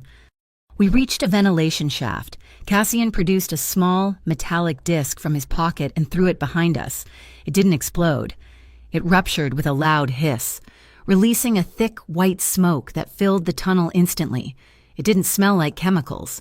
It smelled like rosemary and sage, but it was acrid, disorienting, and made my eyes water uncontrollably. A non-lethal curtain, one of his rules made real. We scrambled up the shaft and emerged, coughing and gasping, into the blessed night air. We were safe. But the fight wasn't over. As we piled into Juno's car, her phone, which was streaming her podcast live, buzzed with a notification. A special guest had just called into her show to clear the air about the unfortunate disturbances at the port. It was Dorian Pike. "This tragic figure," Naya Calder, Pike was saying, his voice dripping with false sympathy, "is being manipulated by the criminal Cassian Voss. He's feeding her conspiracy theories, trying to use her family's tragedy to start a gang war for control of the docks." "Get me on," I said to Juno, my voice raw. She patched me through. "Mr. Pike," I said, my voice clear and steady, cutting him off. "This is Naya Calder. You say I'm being manipulated. Let's talk about facts. Let's talk about the digital manifest for Container 7A41, authorized by a signature, Calder L, that I never made. Let's talk about the specific inventory of Lumenvine Biologics equipment that was swapped inside that container. Let's talk about the ghost server running on the decommissioned fiber line under Warehouse 19. Do you want to talk about those facts, Mr. Pike? Or do you just want to keep telling stories?" There was a moment of stunned silence on the other end of the line. Then, a click. He had hung up. Juno looked at me, her eyes wide. "The live comments are exploding," she whispered. "They're not just listening. Naya, they're believing you." I looked out the window as we sped away. The wind had changed. The people of the waterfront had heard the truth. A small, clear bell rung in the middle of the storm, but I knew the storm itself. The full fury of Brennan Morrow had not yet begun to break. My victory on Juno's podcast was a fleeting, hollow thing. It lasted exactly 12 hours. The next morning, my phone rang. The number was blocked. But I knew, with a certainty that turned my blood to ice. Who was calling? "Naya Calder," a voice said. It wasn't Dorian Pike's gravelly sneer. This voice was smooth, cultured, and radiated a placid, unshakable confidence. It was the voice of a man who owned boardrooms and yachts. It was Brennan Morrow. "I do hope I'm not disturbing your morning." Teo, who had been standing across the room, was at my side in an instant, his eyes alert, questioning. I put the phone on speaker. "I'm listening," I said, my voice steadier than I felt. "I admire tenacity," Morrow continued, a faint, almost paternal amusement in his tone. "Truly, I do. It's an undervalued quality, but it must be properly directed. Your aunt, Lila, is it—" "She's enjoying a cup of tea at the moment, Darjeeling, I believe, at a lovely little cafe overlooking the marina. She seems to be enjoying it immensely." My heart stopped. He wasn't shouting, he wasn't threatening. He was describing a kidnapping as if it were a pleasant social outing. It was the most terrifying thing I had ever heard. "If you hurt her," I started, my voice trembling with rage. "Hurt her, my dear girl? Of course not." He chuckled softly. "We're just having a conversation about the importance of community and the foolishness of standing in the way of progress. I suggest you think about that. Your aunt will be home in an hour. Please, don't feel the need to involve the authorities. It would only complicate the conversation." He hung up. The silence in the room was a physical weight. I looked at Cassian, my eyes wide with a new, more profound level of fear. Pike was a dog who barked and bit. Morrow was the man who could have you killed with a polite phone call. Cassian didn't panic. He became unnervingly calm. He made a single call. "A new one went up an hour ago. Sapphire Wharf," he said. His voice clipped. "Find it." He was talking about Moth Gray. While we waited, pacing the floor of the safe house like caged animals, my aunt came home. Teo's men, who had been discreetly watching her book club, met her in the lobby. She was pale and shaken, but physically unharmed. The doctor from Cassian's Soundwall Clinic was there in minutes, a kind, elderly man who checked her blood pressure and spoke to her in soothing tones, assuring her she'd just had a dizzy spell. She didn't know she'd been a hostage. The quiet efficiency of Cassian's network, his promise made tangible, was the only thing that kept me from shattering. An hour later, a photo appeared on Ari's laptop. It was the new Moth Gray mural, painted on the side of a rusted container at Sapphire Wharf. It depicted a single, stylized seagull, its wings spread wide. In its beak, it carried an old-fashioned skeleton key. "Sapphire Wharf," Cassian said. His eyes narrowed at the screen. "That's where Morrow keeps his mobile assets. Armored vehicles, transport, the key." He looked at Juno. "It's not a key. It's a safe, a mobile one, a digital dead drop. Find it." Juno, using her press credentials to get past the wharf's security, found it within the hour. It wasn't a vehicle. It was a hardened briefcase, magnetically clamped to the undercarriage of a private courier van. She managed to swap it with a dummy case. What she found inside made the blood drain from her face. It wasn't money. It was a detailed, multi-phase plan, complete with architectural renderings and falsified environmental impact reports. The project's title was chilling: The Waterfront Cleanse. Morrow wasn't just planning to evict people. He was planning to have the entire district condemned under a manufactured public health emergency, allowing him to bulldoze a dozen square blocks of history and homes. At the same time, our lawyer called with grim news. The FCID case had been compromised. "It's a mess, Naya," he said. His voice strained. A key agent was suddenly reassigned. "My request for the chain of custody on the Calder L signature has been buried in red tape. Someone on the inside is muddying the waters, turning our hard evidence into a swamp of misinformation." I hung up, the last of my faith in the system dying with a click. Juno was right. The public hearing was our only shot. We had to detonate this in the light of day. That evening, Brennan Morrow called again. This time, he called my personal cell, a number I hadn't given anyone. A simple offer. "Naya," he said, his voice losing its patient, paternal tone, replaced by the crisp efficiency of a CEO closing a deal. "Your aunt's loan with the Port Redevelopment Council, it's forgiven, wiped clean, a gift in return. You withdraw your petition for the Port Authority hearing. You stop talking to your little podcast friend. You go back to your books. You disappear. That is the only warning you will receive." "No," I said, the word tasting like ash and iron. "A pity," he said, and hung up. Retaliation was swift and brutally public. At 10 p.m., every news channel in Port Magellan broke with the same story. A massive explosion had ripped through an abandoned warehouse on the industrial peninsula.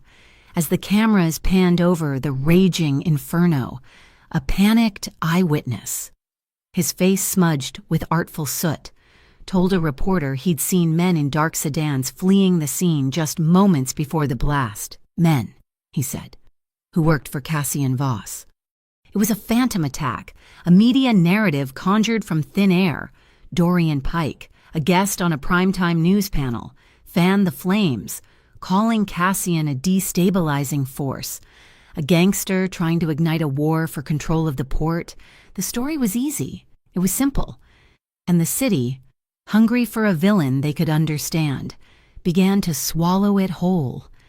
The next day, the pressure moved to the streets. A group of tenants, emboldened by my stand, had gathered at the Soundwall Clinic for a community meeting.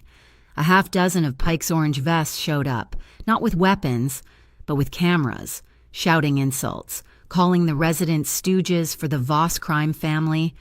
It was pure intimidation. Teo was there. He moved not to fight, but to de-escalate, putting himself between the thugs and the frightened residents. One of the thugs, younger and more reckless than the others, took a swing. Teo blocked it, but another came from his blind side, this one holding a box cutter. The man lunged. Teo moved, but not fast enough. The blade sliced a deep, clean gash across his forearm. The sight of blood, of Teo's blood, shocked the orange vests into a retreat. I ran to him, my first aid training from the food truck kicking in. I took him into the clinic, my hands surprisingly steady as I cleaned the wound. Blood welled up, dark against his skin. I met his eyes. He gave me a single, slow nod, acknowledgement, respect. My hands were shaking, but I wasn't crying. The girl who had flinched at a raised voice in a pub was now calmly stitching up a soldier in her own war. I had been forged. The final blow landed that afternoon. Cassian received a summons, not from the police, but from a shadowy consortium of the city's most powerful business leaders who called themselves the Harbor Masters Alliance. The old money, the shipping magnates, the union bosses who truly controlled the flow of goods in and out of the port. He was gone for 2 hours. When he returned to the Malachite, the armor was back in place, but I could see the cracks. "They gave me an ultimatum," he said, his voice flat, devoid of all emotion. He was looking out the window, but he wasn't seeing the city. The Alliance is prepared to offer the Voss Syndicate an exclusive 10-year contract to manage all legitimate freight logistics for the entire Western Seaboard. It's the culmination of everything I've been working toward. Legitimacy, a seat at the table, a future. He paused, and the weight of his next words filled the room. On one condition, I walk away from the waterfront. I drop my support for you and the tenants. I let Brennan Morrow have his cleanse. They don't care who wins, as long as the noise stops. It was the choice between his entire future and his promise to me. He had to choose between the empire he wanted to build and the handful of people he had sworn to protect. I watched him, my heart aching for the impossible weight of his decision. He stood in silence for a long time. Then he took out his phone. He made a call. "Tell the Alliance," he said, his voice as hard as steel, "that the Voss Syndicate respectfully declines their offer. Our interests remain with the community of Port Magellan." He ended the call and finally turned to look at me. The cost of that decision was written in the tense lines around his eyes. He had just sacrificed his clean future for a dirty fight, for me, for us. I walked over to him, stopping just before I reached him. I looked up into his tired, resolute face. I didn't touch him. I didn't offer empty words of comfort. I offered him the only thing I had left that was truly mine, the truth. "You don't need to save me, Cassian," I said, my voice quiet but sure. "Just stand with me." It was a rebalancing of our world. It was no longer about a powerful man protecting a vulnerable woman. It was a declaration of partnership, equals, facing the same storm. He reached out and took my hand, his grip firm and warm, together. We stood at the window, silent, and looked down at the harbor. The lights of the ships were like scattered stars on the black water, each one a tiny point of hope in the overwhelming darkness. The hearing was tomorrow. The storm was about to break. The hearing room was a theater of beige walls and manufactured gravity, a place designed to make human problems feel small and procedural. But the air inside was electric, thick with a tension that no amount of polished wood or official seals could diffuse. Every seat was filled. My neighbors from the Garnet Lofts were there, their faces a mixture of hope and fear. Juno was set up near the back with her streaming equipment, a digital gorilla broadcasting from the heart of the establishment. And across the room, flanked by a team of lawyers who looked like they'd been sculpted from granite, sat Brennan Morrow, radiating an unbothered, corporate calm. This was our gambit, our final coordinated move. We called it Operation Open Anchor, a single public push to make the truth too big to bury. Cassian was in the second row of the public gallery, dressed in a simple dark suit, his hands resting on his knees. He was unarmed. His presence wasn't a threat. It was a statement. He was there as a citizen of the waterfront. Teo was nowhere to be seen, but I knew he was orchestrating a silent ballet of soft security in the hallways. His men dressed as couriers and maintenance staff, quietly directing Pike's obvious thugs away from critical access points, their presence a subtle, calming pressure against Kestrel Row's raw intimidation. At a small, discreet table near the press corps, two people sat watching with an unnerving stillness, a man and a woman in plain, federal-issue suits. The two independent investigators from the FCID, the ones Morrow hadn't been able to corrupt, our lifeline to legitimacy. When my name was called, I walked to the podium, my heels clicking a steady, resolute rhythm on the floor. I placed my laptop on the lectern, connecting it to the main display screens. I felt the weight of hundreds of eyes on me, but I only saw one person, Brennan Morrow. I was no longer the frightened girl from the pub. I was a weapon, sharpened by grief and aimed directly at him. I didn't begin with data, I began with a story. "My name is Naya Calder," I said, my voice clear and steady through the microphone, "but I'm not here to talk about myself. I'm here to talk about Marta Quintero." I looked over at Mrs. Quintero in the front row, a tiny, stooped woman with hands gnarled from 60 years of work. For 42 years, Mrs. Quintero has run a small tailor shop on Garnet Pier. She mended the coveralls of dock workers and stitched the wedding dresses of their daughters. last month. She was served with a notice from the Port Redevelopment Council. Her building was being condemned. The loan she had taken out to repair her leaky roof, a loan brokered by the council, had been deemed unserviceable. She was given 30 days to vacate the only home and business she has ever known. I let the silence hang in the air. The commissioners on the dais, who had been shuffling papers, were now looking at me. I had their attention. I had the room's heart.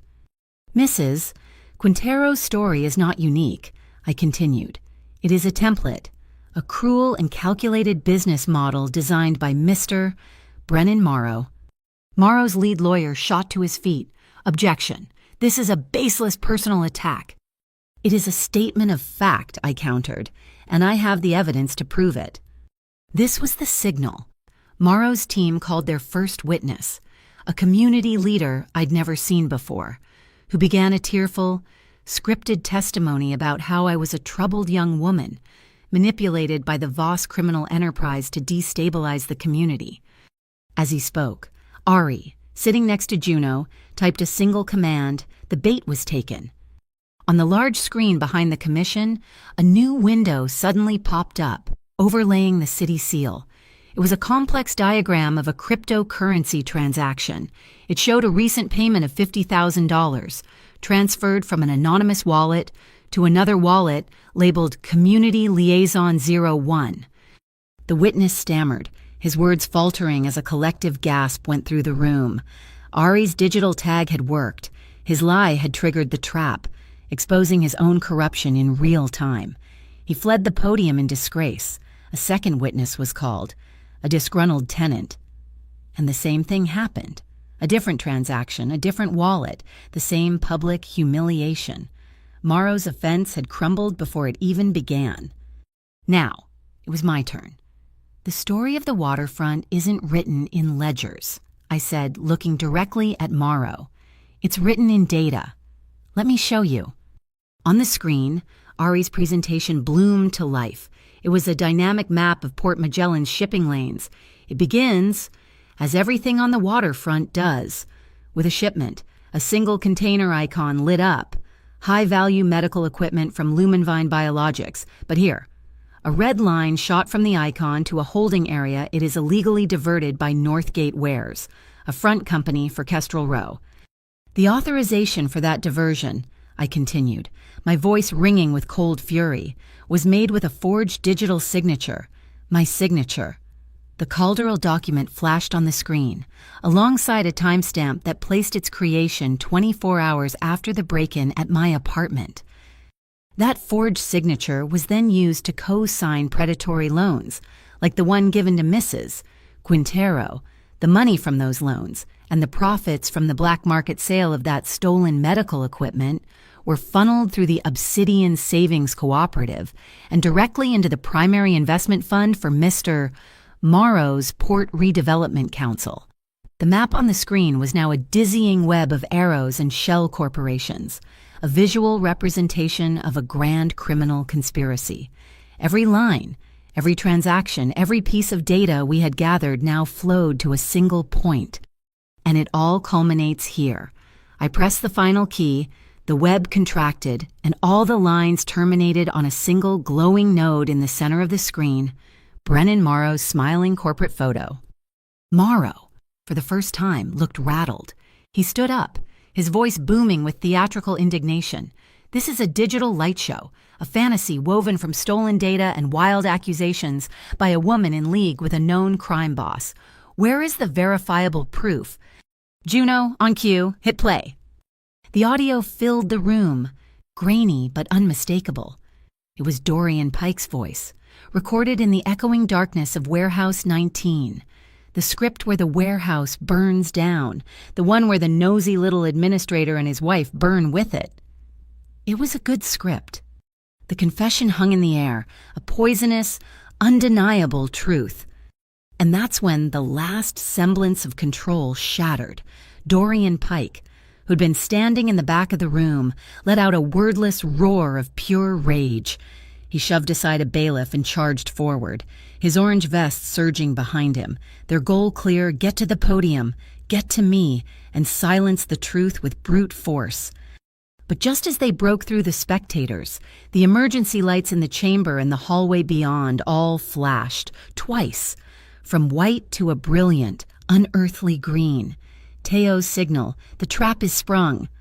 From side doors and alcoves, Teo's men, the couriers and maintenance workers, moved with disciplined, coordinated speed. They didn't throw punches. They created barriers, tripping and redirecting the thugs, using their own momentum against them, neutralizing the charge with a quiet, stunning efficiency. In the hallway, I saw Teo himself step out from behind a pillar, directly into Dorian's path. I learned later that Mothgray's final piece of art, a tiny phosphorescent arrow painted on the floor trim, had shown him exactly where to stand. In the midst of the chaos, Cassian stood up. He walked calmly, not towards the fight, but towards the commissioner's dais. Every eye was on him. He reached into his coat, and for a terrifying second, the entire room held its breath. He drew his M1911. He didn't raise it, he didn't point it, he walked to the center of the long, polished table, and with a quiet reverence, he placed the weapon down, the barrel pointing at himself. He slid it gently to the middle of the table, a gleaming, dangerous paperweight on a stack of legal documents. "My name is Cassian Voss," he said, his voice resonating with a power that had nothing to do with violence. "My history in this city is complicated, but today I am not here as a part of that history." He looked from the commissioners to the stunned FCID agents. "I am putting violence down. Today, we speak with evidence." A collective, shuddering breath went through the chamber. It was a surrender and a coronation all at once. The moment the old power of the docks submitted itself to the rule of law in public for all to see. The FCID agents were on their feet, moving to secure our data. The commission chairman was banging his gavel, calling for order. The fight was over. We had won. But as I looked at Brennan Morrow, who was being quietly escorted out by his lawyers, I saw it. A small, confident smile playing on his lips. He knew something we didn't. He had one more card to play. Ari's voice suddenly crackled in my earpiece, a whisper of pure panic. "Naya, there's a press release. It's been queued up on every major newswire, set to drop in 5 minutes. It's from Lumenvine Biologics. They're accusing you, by name, of corporate espionage and the deliberate sabotage of a humanitarian aid shipment." The knot was not yet undone. He was going to burn the world to rule the ashes. The victory soured in the air before we could even taste it. As the commission chairman began to call for a vote, the large display screens, which had moments before been our stage of triumph, flickered. A new image appeared. It was the polished corporate logo of Lumenvine Biologics, followed by a press release. Its headline, "A stiletto to the heart of our credibility. Port Authority whistleblower named in corporate espionage plot. Humanitarian aid shipment sabotaged." A wave of confusion and doubt rippled through the chamber. The commissioners looked from the screen to me, their expressions hardening. My neighbors' hopeful faces began to cloud with uncertainty. Brennan Morrow's lawyers were already distributing copies to the press. It was his checkmate. He had anticipated his own defeat and laid a final, poisoned arrow, time to fly the moment he fell. He was taking me down with him, recasting me from a hero into a villain, a saboteur who had destroyed life-saving aid. My blood ran cold. The truth we had fought so hard for was dissolving into just another version of the story, another headline in the endless news cycle. Then, I felt a presence at my elbow. It was Ari, her face pale, her eyes burning with a desperate intensity. She spoke in a whisper so low it was almost lost in the rising murmur of the crowd, a whisper thin and sharp as a needle. "The server log is a clone. The key from the mural is a copy. They'll argue it's all been digitally manipulated. We need the original key, the physical source." The original key. The word snagged on something in my memory. A promise. Written on heavy cream stationery. A moral contract, not a legal one. and a detail Ari had mentioned in passing days ago, something that had seemed insignificant at the time. The ink in this pen has a unique, non-commercial polymer base, easy to authenticate. She hadn't just given him a pen, she had armed him. She had armed us. My heart hammered against my ribs. I turned to Cassian, still standing in the public gallery. Our eyes met across the chaotic room. He saw the question in my face, the dawning, frantic hope. He gave a single, almost imperceptible nod. He understood. I turned back to the podium, my hand raised. "Mr. Chairman," I called out, my voice cutting through the noise, "the members of this commission have one more piece of evidence to consider." All eyes swung back to me. I walked from the podium to the evidence table, my bag in my hand. I reached inside and took out the folded piece of paper he had given me in the safe house. I placed it gently on the document scanner. "This is not a legal contract," I said, my voice resonating with a new, unshakable certainty. "It is a promise." Made by Cassian Voss, a promise to protect the waterfront. The image of his handwritten vow appeared on the screen, and it is also the final key. I looked at Ari. "The ink," I said. "Authenticating polymer signature," Ari said loudly, her voice clear and proud as she typed on her laptop, cross-referencing with the original Harbor Blue file partition, searching for the root directory. Access granted, unlocking, Harbor Blue final. It was a ghost ledger, a final confession my father had buried so deep it required a key that didn't exist when he was alive, a key based on a future act of integrity, a Hail Mary from beyond the grave. The screen changed, the web of financial data reformed, but this time, a new line appeared, a thick crimson arrow of transactions, moving not from Morrow's accounts, but to them. It was a secret funding protocol from a hidden subsidiary of Brennan Morrow's tech empire, paid directly to a private R&D account at Lumenvine Biologics. "Mr. Morrow didn't just profit from stolen aid," I announced, my voice ringing with the force of absolute truth. "He paid Lumenvine to create a phantom crisis. The stolen shipment was never intended for humanitarian relief. It was a prop, a stage-managed disaster designed to fail, to create the very public health emergency he needed to invoke the condemnation clause in his redevelopment contract and seize the waterfront. The story isn't that the aid was stolen. The story is that the aid was never real to begin with." A profound, deathly silence fell over the room. The lie was so monstrous, so complete, that it took a moment for the reality of it to land. And in that moment, Dorian Pike, who'd been held back by the bailiffs, finally snapped. With a primal scream of rage, he lunged, not at me, but at the evidence table. His intent clear: destroy the data, destroy the truth. But Teo was already moving. He and two of the plainclothes civil defense officers converged on Pike in a stunning display of non-violent force. There were no punches, no brutal strikes. It was a quiet, brutal poetry of leverage and control. Pike's lunge was redirected, his arms pinned, and he was brought to the floor with a controlled thud. The click of nylon zip ties being pulled tight was the only sound. His discarded weapons were kicked harmlessly to the side. The spirit of the room, the spirit of putting violence down, had held. Dorian Pike, the man of threats and brute force, was finished. He stared up from the floor, his eyes hollow, defeated. Brennan Morrow, watching his last soldier fall, turned and made for the exit. "Mr. Morrow," a calm voice said. The two FCID agents were blocking his path. "We'd like you to accompany us."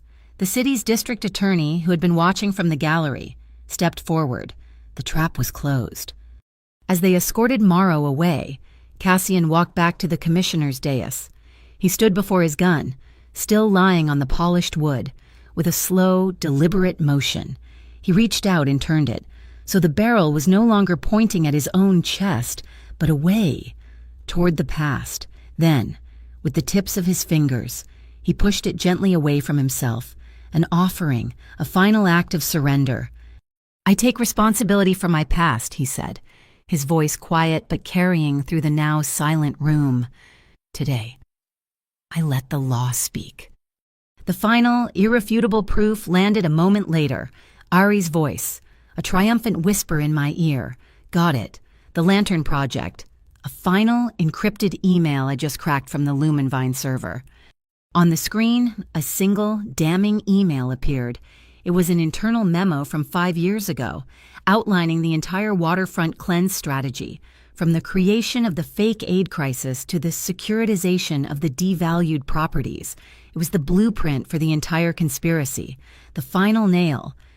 The room erupted. It wasn't just cheering. It was a roar of catharsis, the sound of a community taking its first breath of free air. My aunt was there, her arms wrapping around me, her tears warm on my shoulder. Juno was filming it all, her own eyes shining, her live stream hitting numbers she'd only dreamed of. The city was watching. The world was watching. Through the crowd, I saw Cassian, and he was walking toward me, his expression unreadable, his path unwavering. I met him halfway, in the middle of the cheering room, surrounded by the wreckage of Brennan Morrow's empire. He wrapped his arms around me. I buried my face in his chest, inhaling the scent of him, the solid, grounding reality of him. He tilted my chin up and kissed me, a quick, warm, and deeply public declaration that was as solemn as a vow. "From now on," he whispered, his voice for me alone, "when you say no, the entire world will understand it means no."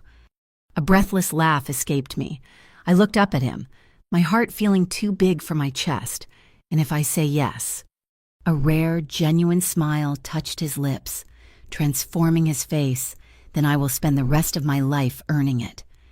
In the weeks that followed, the city began to heal. Cassian's sound wall, bolstered by a flood of anonymous donations, was formalized into a permanent, community-run waterfront trust. The Voss Syndicate, under Cassian's leadership, voluntarily entered into a program of monitored transition, overseen by a newly formed Port Ethics Commission. He was making good on his word. The final scene of our story doesn't take place in a courtroom or a boardroom. It takes place on the roof of my building, overlooking Garnet Pier. The wind is salty and cool, carrying the familiar sounds of the harbor. I am reading aloud from a new journal, the pages filled with my own handwriting, a story about Anno that saved a neighborhood, and a yes that started to build a home. Across the small wooden table from me, Cassian Voss sits listening. His hands are resting on the table, open and empty. His smile is quiet, and it is real. The gun and the ghost of the man he used to be are finally in the past. Thank you so much for listening to this story. I'd love to know where in the world you're tuning in from, so please drop a comment below to say hello and share your thoughts. If you enjoyed our journey with Naya and Cassian, please consider subscribing to my channel, Mafia Boss Stories, and give this video a like. And to help this story reach more listeners like you, please support us by hitting that hype button. Your support means the world.